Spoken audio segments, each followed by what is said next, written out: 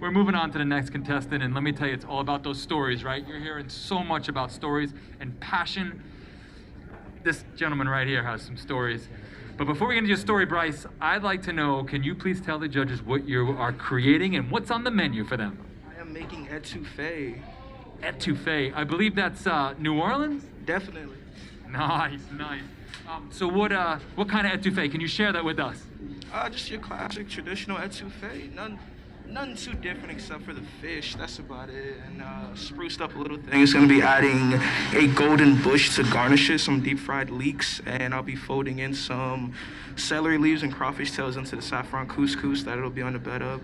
So it's a pretty elevated etouffee. You know, it's not the traditional one you'll see in New Orleans and whatnot.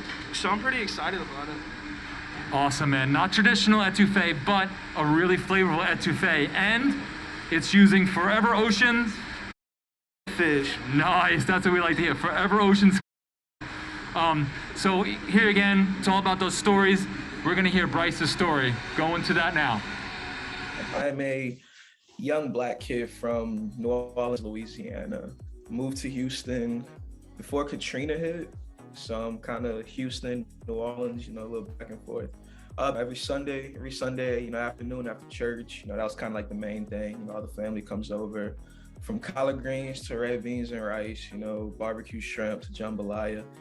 Cooking really kind of kept me close to my dad. He loves the barbecue and whatnot, and me going to culinary school, it's really gotten him, it's really gotten us even closer, us communicating more on a day-to-day basis on how I'm doing and what I'm learning, and just applying it to, what I've learned from my parents, and just kind of elevate it. Same as what I'm gonna do with my dish for the competition. Me being in the kitchen as a young kid, I never wanted to cook. I just wanted to be there to eat it all.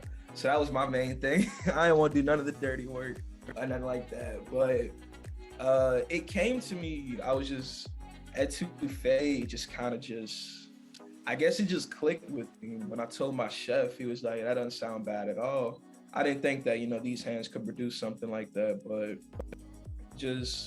I just wanted to put on a plate where I'm from. I didn't want to, I don't want to go out of my way and just do something that, I don't want to make you something that I'm not. I want my plate to tell you a story about where I'm from and everything.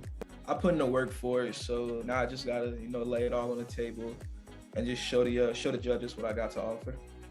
Yeah, when I told them about it, they went ballistic. They wanted to, my mom was trying to get a flight, get a ticket to go up there and see me. She wanted to make t-shirts and everything. I was like, man, you ain't even got to do all that. And then my grandfather's really my, I'm sorry, real quick. My grandfather's really my rock behind everything. He's really pushed all my brothers to go on and do something with our lives and everything. And just him supporting me and being at culinary school, it just means the world to me. And, his birthday is actually coming up this weekend, and I want to win the competition for him. Without them, I won't think I'd be in culinary school and the support they give me. So I just want to thank them. I love them. I love them a lot. I don't say it as much, but I sure as hell do when I'm cooking. Here he comes. Bryce is entering.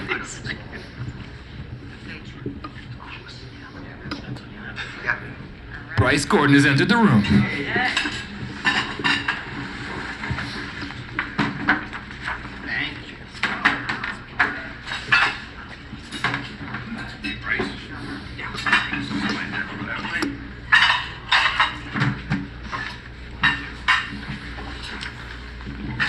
Bryce, here you go, sir. As soon as you can take your mask off too if you're comfortable. By all means, they can hear you. How y'all doing? Perfect. All right, everybody, Bryce.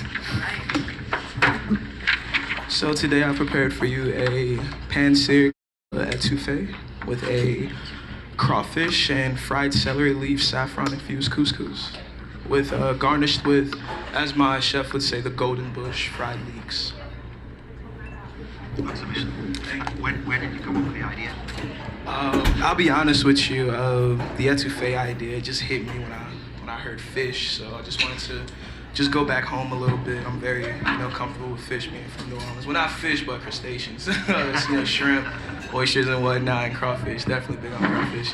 But I was mainly going for more of a jambalaya idea, and I looked at Creole, but I felt like etouffee just kind of brought a little bit of both of those in. So that was my final decision. The development of the dish, I really need to thank my chef back in San Antonio, Chef Brian Krelestein.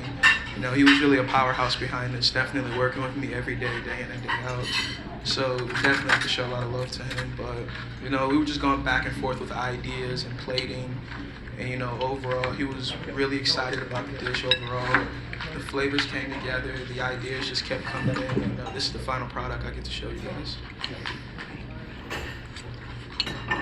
Is this your first competition?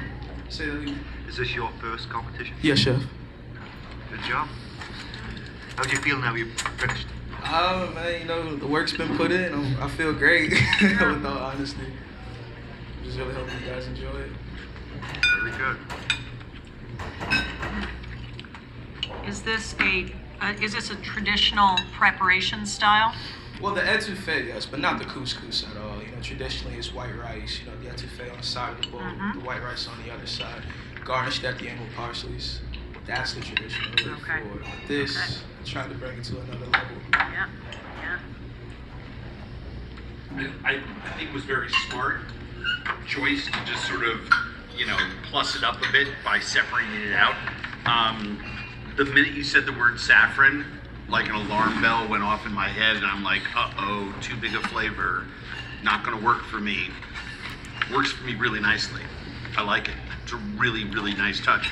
Not only is the color beautiful, but the aroma is really nice with the fish, and it marries up really nicely with your etouffee. You know, what did you call the tangle of fried leeks at the top? Golden bush? That's my chef. That's my chef told me. It's the golden bush. It's fantastic. So, I don't know where the idea came from, but man, it stuck with me. I've garnished a lot of things with frizzled leeks, and you know, okay. trying to get them as long and thin as possible, and really get that. More like you know, a haystack. That's what like a I'm telling haystack, them. exactly, Definitely. exactly. This is really nice. I literally just had etouffee yesterday for lunch. We were in New Orleans together. I would 2 hours ago. Flew up from there this morning. Yeah, this is really lovely. It's a very nice dish. Good job. It's actually my first time preparing etouffee. Before Really? this competition, yes, chef. Never done it. How long were you standing in the hallway? Not too long. Not I was too just long? at the I was at the table when I was plating. I know the consistency, it kind of like resembles red beans and rice. It was a little looser when I was plating. Dude, you know, we were talking to other students before. I mean, this is Hot just, plates. well, this is just, you know, hot plates. It's Yeah, so hard I waiting to know. the last minute. I just did a dinner for 200 people 2 nights ago in Atlanta, you know, and I'm sitting there and I'm literally waiting till first course, till everyone is seated down, until every glass of wine is poured, because I'm so hyper about just where my sauce is going to land on the plate as they're walking into the dining room. As you work and as you develop your craft, you know, you're just going to get more persnickety and more persnickety and more persnickety, and then eventually you'll become as persnickety as Chef Moonin. But yeah, the flavors are great. That's why I'm asking about temperature, because in this situation, you're 5th or 6th up, right? So for all I know, you're sitting in the back with your fish all ready to go, saying, "Hurry up! Stop talking to there in the dish before me." So you know, I'm trying to get a gauge for all of that. And what was your method for searing the kahala? Oh, just a little oil in the pan, hot pan, salt. That's about it. Right on. Finished in the oven with some butter. Yep. You know, fish, like so many other proteins, keep cooking. They keep cooking. They keep cooking when they're out of there. So a piece that's small like this, I would just maybe just finish in the pan and just let it rest in a warm place in the kitchen. Sometimes when it goes into the oven, it's just going to get drier and drier and drier, and you don't want that to happen. Yes, chef. Agreed. Yeah, what Andy was talking about is carryover cooking, you know, and seafood, I would cook it on one side 95% of the way. Just get a good crust on it, season it, you know, properly, aggressively, I mean, but, you know, properly, and sear it really, really well, slowly. You can baste it as you're going, and then just a quick flip, take it off, and let it just hang. Understood. And in a situation like this, and especially in larger groups when you're trying to, you know, control the degree of doneness as well as the temperature as it makes it out to the customer. All these little tips will help you as you go. This is amazing. This is your first dish, first competition. I say bravo to you. Thank you, Chef. It means a lot to me. Reed, I think that you did a really good job. I really would emphasize on a dish like this that it's got to be served hot. It's got to be served at least, at a warmer temperature, because that made your dish come out looking a little flat, Understood. But, I think this is a great time to learn a great lesson. Also, on the fish, my only recommendation is that you do as the chef said, cook it a little bit less, and I think that is, the biggest thing you can learn here. Keep competing. I think it's a great thing. I think you got the right stuff. Great mise en place, organized.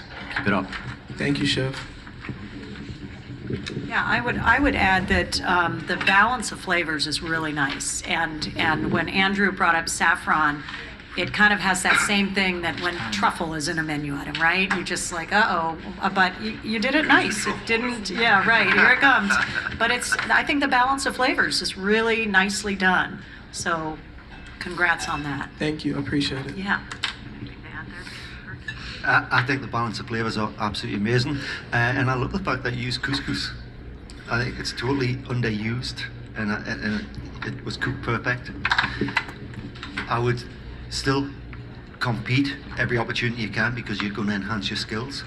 You've got a great personality, you've turned out a great dish, and I would like to see where you're going to be in the next 5 years. Thank you, Chef.